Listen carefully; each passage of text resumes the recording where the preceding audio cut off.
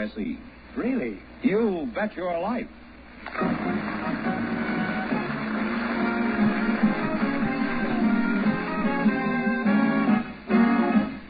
The National Broadcasting Company presents Groucho Marx in You Bet Your Life, the comedy quiz show transcribed from Hollywood. Here he is, the one, the only...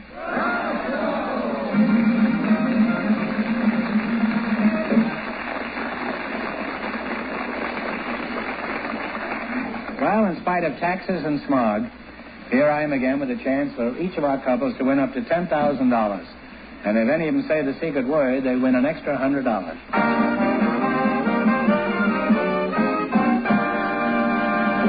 Well, Groucho, I'd like you to meet Carol Fagaros and John Grobley. So, folks, come in, please, and meet Groucho Marx.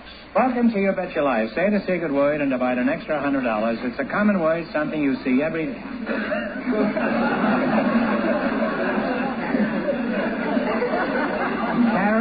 Carol Fagaros, is that right? Fagaros. Carol Fagaros, Are you Spanish? No, Fagaros is Norwegian. It means beautiful hill or little hill. How old are you, Carol? 24. 24? Mm-hmm. Are you married? No, single. Got a boyfriend? A couple of them, but no one special. What kind of victim do you have in mind for the eventual coup de grace? Should your future husband have any special likes and dislikes? Well, I'd like him to be able to swim and to dance and to ski and to sing a little bit and horseback ride. You don't want a husband. You want a 5-man relay team. Your name is John Grobley? Grobley, Groucho. Grobley. Can you swim, ski, sing, and are you a good dancer? I can do some of those, Groucho. John, would you like a date with Carol so you can show her how good a swimmer and dancer and skier you are? You forget, Groucho, that I'm married. If you were smart, you'd forget you were married.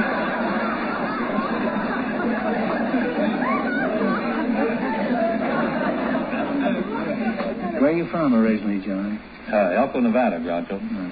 What is it like in Elko? Do they drink a lot of alcohol there? That's rather barren. I left there 6 months of age. Well, what'd you do then? Well, most of my life I've been going to school. About 20 years after high school. Boy, you must be thick. How come you had so much school? Couldn't you get anything inside of your head? No, I kept trying, Groucho. I went to Santa Barbara College right after I got out of high school. In a short time in the service. Then after the war, I got a bachelor's Did you go to school degree. in the service? Huh? Yes, I went to Beirut's American University in France for a while. What kind of a degree did you eventually wind up with? 33rd degree? No, I finally got a PhD degree from Peabody College in Tennessee. What's a PhD? It's a doctor of philosophy. What kind of a doctor is that? You mean if somebody gets a pain in his philosophy, he hollers for you?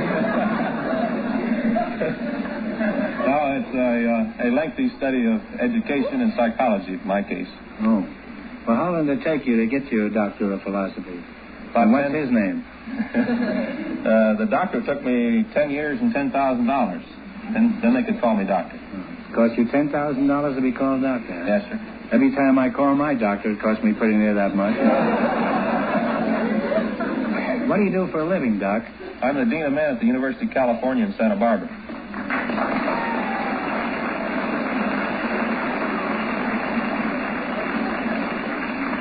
It cost you $10,000 just to be Dean of Men? Imagine what it must cost to get to be Dean of Women. What do you think of the doc here? Do you forgive him for pretending he isn't married? Oh, he told us from the beginning he was married. You're being mean to him. Yeah. Well, who do you prefer, Carol? Me or him? Him. You and your education. What kind of work do you do, Carol? I don't work. You don't have to. What do you do with all your spare time if you have no job and you don't work? I play tennis. Well, I play tennis too, but I always had a job. Okay, you can make a pretty good living playing tennis. Is that your main source of income? Oh, no, I'm just an amateur. Well, answer my question. Is that your main source of income? Well, yes. It is. Are you any good as a tennis player? Well, in the United States, I'm ranked 5 and 6 in the world, and I've won a few championships here and there. And I just got back from Argentina, where I won the mixed doubles championships and the women's doubles. Oh, that's very impressive. Huh?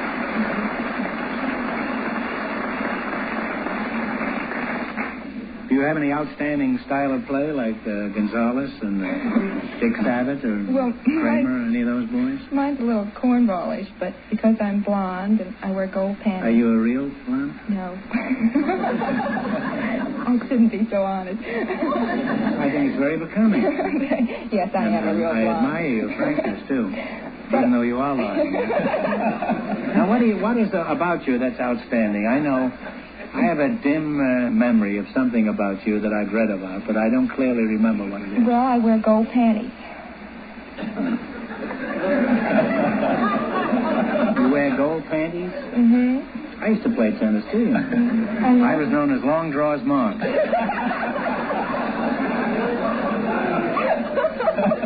You always wear gold panties when you play? Well, yes, I do, but this year at Wimbledon, they wouldn't allow me to wear them. Why not? Is that because England isn't on the gold standard? No, they said it might distract my opponent. Certainly would, I guess. It would distract me if I was only sitting in the grandstand. Well, you're certainly an attractive and charming couple, and I've certainly learned a lot about the gold standard here tonight. And a great deal about tennis. Now, let's play You Bet Your Life. I imagine you're a pretty hep duo here, and you promised to ruin me financially. Now, you selected hit tunes of the 50s. Now, this is a revival of an old tune made popular as the theme of a recent movie.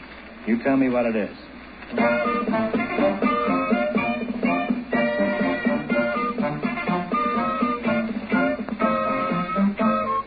Colonel Bogey's March. That's right, Colonel Bogey March or the River Choir.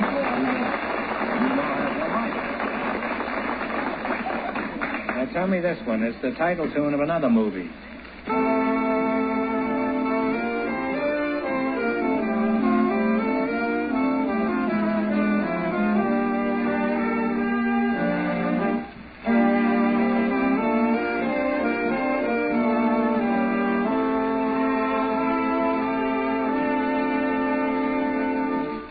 You've been this 33 years in school.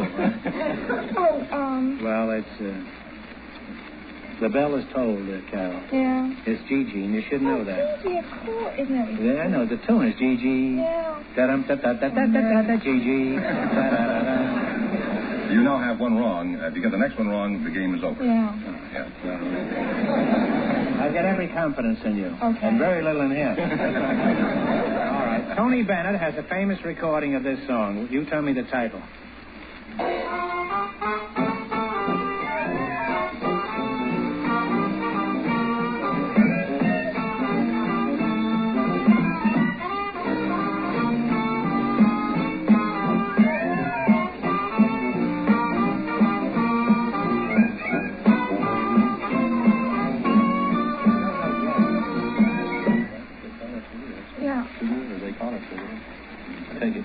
No, you go ahead. Sugar, or they call her Sugar? No. Perhaps they do, but the name of the song is Firefly. Oh, dear. Why did you pick this category? I don't know. I'm sorry, Miss Tuner. I want you to win some money. So now, we don't want you to go away broke. I'm going to ask you one question for $100. You ready? No help, please. It's a toughie. This question is about food. From what animal do we get sow belly?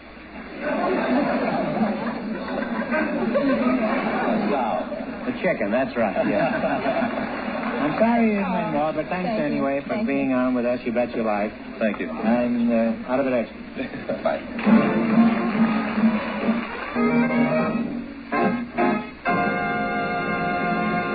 Groucho, Rose Beale, and Ed Gilmer are waiting to talk to you. So, folks, you men please and meet Groucho Marx. Welcome to You Bet Your Wife, live.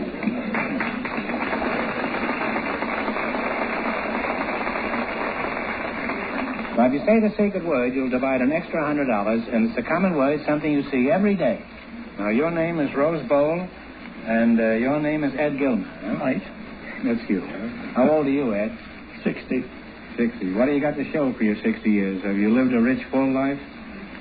Yes, Groucho, I've lived in... What have you done, Ed? That you can safely discuss here. I have been in the hobo jungles 11 years. A hobo? Yes. Well, that's a rich, full life, but it's certainly a bum answer. What finally happened to you, Ed? Did you finally become respectable and a credit to the community? And go and hawk for a house and a car and a refrigerator like everybody else? No, Groucho. I finally went to work, and I was a professional butler for 2 years, and we saved a little money. Professional butler? How much did you get then in the job? Well, we worked 2 years, and we saved $4,000. That's pretty good, huh? Now, what's the difference? I never understood. What was the difference between a panhandler and a hobo? I thought a bum was a bum was a bum. You know, like Gertrude Stein. I don't mean she was a bum, but she wrote a rose is a rose is a rose. I still don't know what that means. Well, a hobo, he Are you paying any attention to what I'm saying? I hope so, because they're not. Now, what is the difference between a technical difference between a bum and a hobo? Well, Groucho, a hobo, he works for a living. And a bum, he never works. Well, let me get this straight. When you need money, you go to work. That's that right. makes you a hobo. In that case, there are 40 million hobos in the United States. You just made a bum out of me. Now, Rose Bowl, that's a strange name. Let's get back to you. Where are you from, Rose? Well, I'm originally from Berlin, Germany. Oh. Well, now, when did you come to America? I came in 1939 when I was 17 years old. Well, do you have a job, or do you just keep house? Well, I own and operate the Rose Van Horn shop. You operate on Rose Van Horn? What is that? What's the matter with her? Well, there's nothing wrong with her. I'd like to shake your hand. Shake. She owns and operates the Rose Van Horn shops. Let's give her all a big hand, shall we?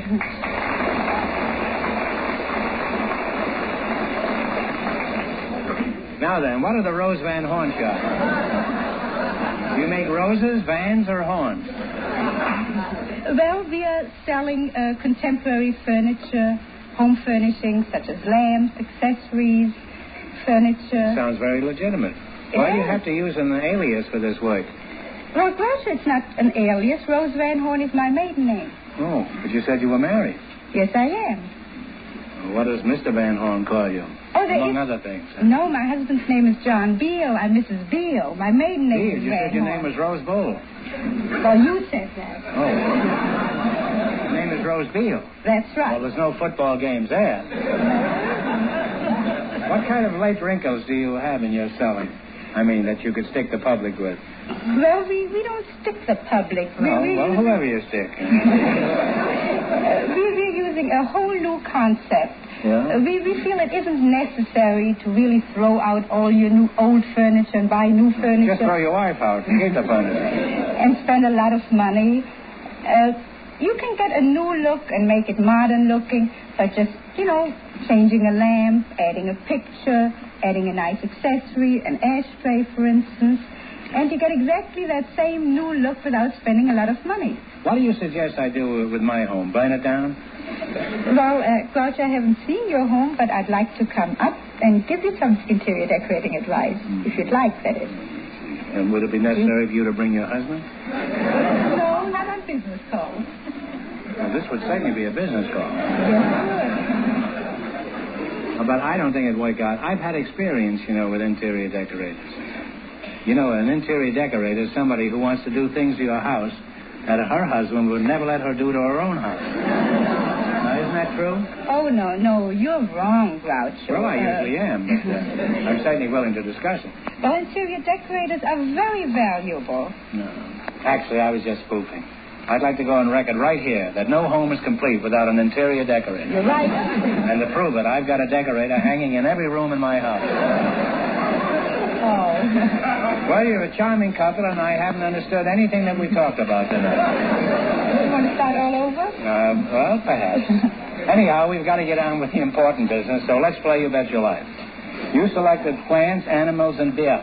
That's right? Richtig. I ask you some questions. If you miss 2 in a row, you are out. If you get 4 in a row right, you win $1,000. Good. Das ist sehr gut, nicht? Ja, das ist wunderbar. Großartig.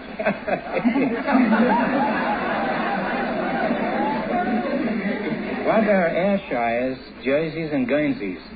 Animals, cows. Cows is right. You now have one right. What do you call a male goose?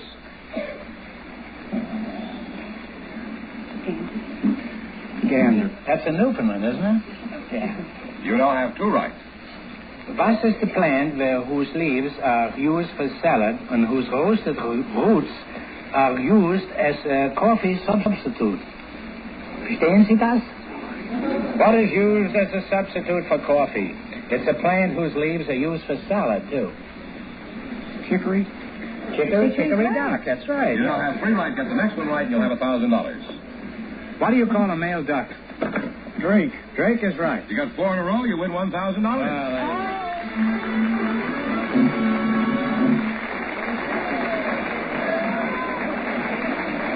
Now you won $1,000. You can keep it and quit, or else you can come back later and try to double your money you made and get a crack at $5,000 or even $10,000. So go over there and sit down and think about it. And thanks for being on the show. Thank you.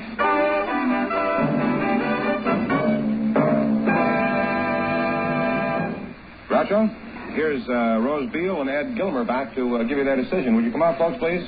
Now, you won $1,000 so far. If you decide to try for the big money and you fail, you wind up with a total of $500. What are you going to do? I'm going to try. You going to try to? No Groucho. You're going to quit? You're going to take your money and scram. Is that it? Right. Okay, well, that's your privilege.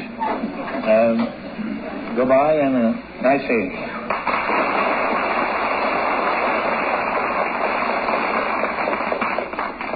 We're giving you two chances at the wheel, so think of a number between 1 and 10. 10. 10. Now, if that comes up, the big question is worth $5,000. Now, since you're only half a team, think of a second number for $2,500. 6. 6 and 10. That number comes up, the question is worth $2,500. Now, if any other number comes up, the question is worth $1,000. Ready? Ready. Give it a turn.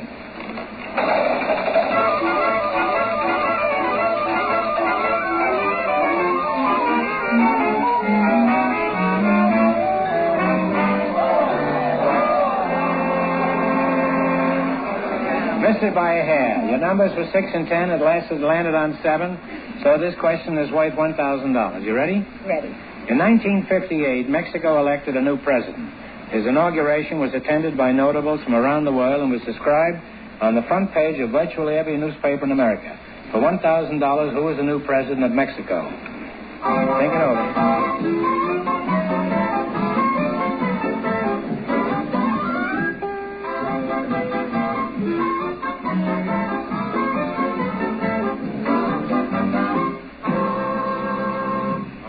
What's your answer? I don't know it. Well, I'm sorry. The answer is Lopez Mateos. So, you missed it, so you wind up with $250. That isn't too bad. Congratulations. Thank you. And thanks for being with us.